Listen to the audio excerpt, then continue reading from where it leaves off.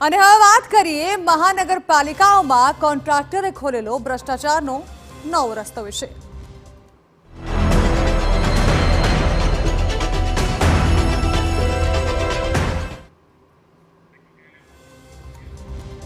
जनताना टेक्सना रूपिया कोन्ट्राक्टर थई रह्या छे तेनाथी मालामाल। भावनगर અને વડોદરામાં મહાનગરપાલિકાએ ભ્રષ્ટાચારનો નવો જ રસ્તો શોધી કાઢ્યો છે।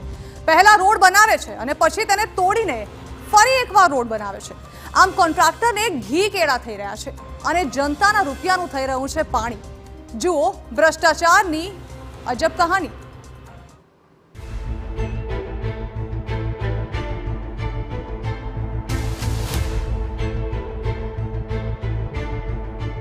મહાનગરપાલિકાઓનું બુદ્ધિનું પ્રદર્શન।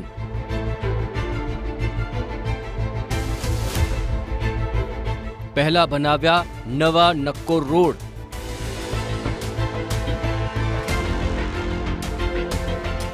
પછી ગણતરીના દિવસોમાં રોડ તોડી નાખ્યા। 3 મહાનગરોની એક કહાની। जनताना रूपियाનું થયું પાણી। કોન્ટ્રાક્ટરને મબલખ કમાણી। ભાવનગર, જૂનાગઢ, વડોદરા ત્રણેય મહાનગરોમાં દર વર્ષે લોકો કરોડો રૂપિયા ટેક્સ ભરે છે। જોકે સવાલ એ છે કે આ ટેક્સમાંથી જે રૂપિયા મહાનગરપાલિકાઓને મળે છે તેનો શું સદુપયોગ થાય છે ખરા?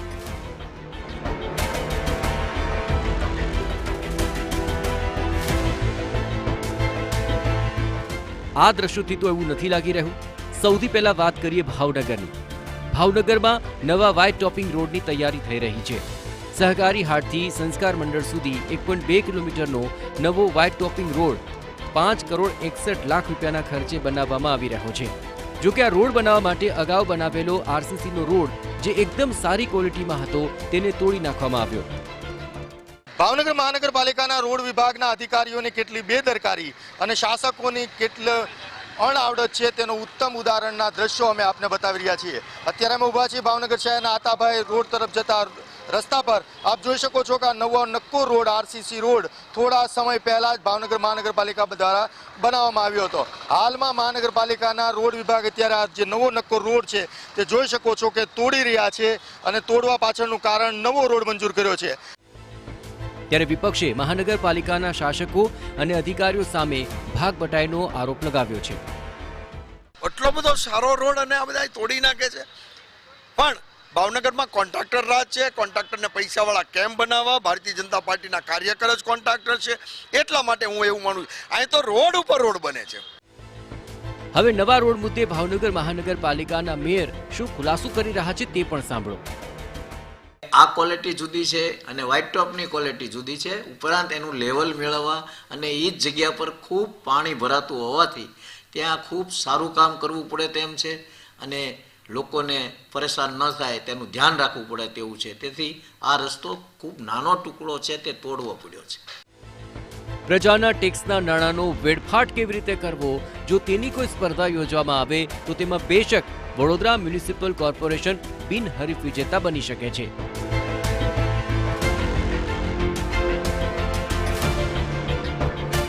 વડોદરામાં ભૂખી કાંસના પાણીને નવા યાર્ડ રોડથી ડાયવર્ટ કરવા 39 કરોડના ખર્ચે વરસાદી ચેનલ બનાવવાનો પ્રોજેક્ટ હાથ પર લીધો છે।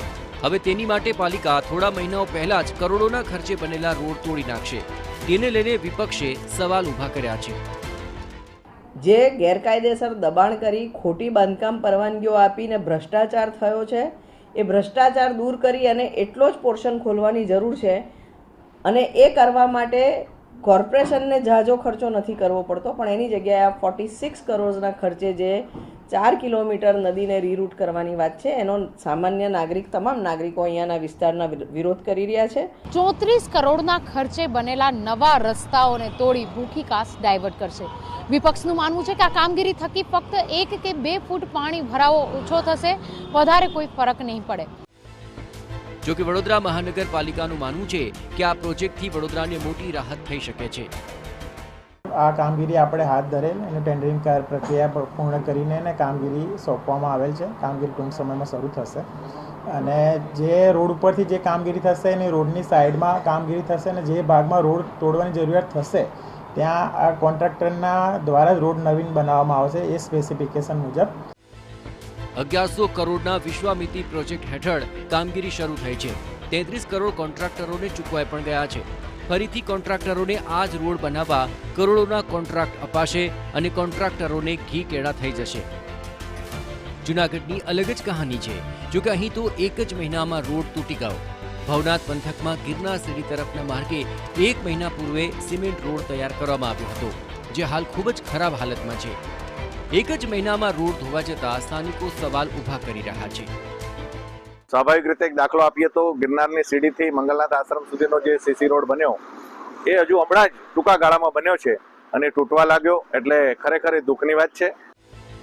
જૂનાગઢ મહાનગરપાલિકાના ડેપ્યુટી મેયરે તો ગજબનો જવાબ આપ્યો. તેઓએ કહ્યું કે જૂનાગઢમાં પ્રવાસીઓના ધસારા અને વાહનોને કારણે રોડ તૂટી ગયો છે. ગિરનારના યાત્રિકોનો ઘસારો અને ત્યાંના વ્હીકલ લોકોએ જે રસ્તો બનેલો હતો તેની જે પૂરી મર્યાદામાં જેને લોકોને ખુલ્લો ન પડવા દેતા હતા ત્યાંના લોકોએ અને યાત્રિકોએ આવક જાવક કરવાથી અને તેના વ્હીકલના ત્રાસના કારણથી જે રોડને ડેમેજ થયું છે. સાંભળ્યું આપે? એટલે રોડ તૂટી જાય તો લોકોનો જ વાંક છે, કોન્ટ્રાક્ટરનો કોઈ વાંક જ નથી. સવાલ એ છે કે શું મહાનગરપાલિકાએ માત્ર કોન્ટ્રાક્ટરોના ખિસ્સા ભરવા માટે જ કામગીરી કરે છે? શું જનતાના રૂપિયાનો વેડફાટ કરવાની કોઈ સ્પર્ધા ચાલી રહી છે?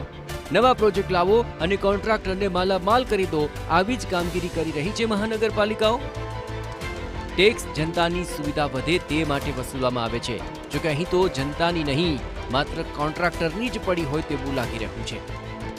વડોદરાથી અંજલિ ઓઝા, ભાવનગરથી અજીત ગઢવી અને જૂનાગઢથી વિજયસિંહ પરમાર સાથે બ્યુરો રિપોર્ટ, TV9.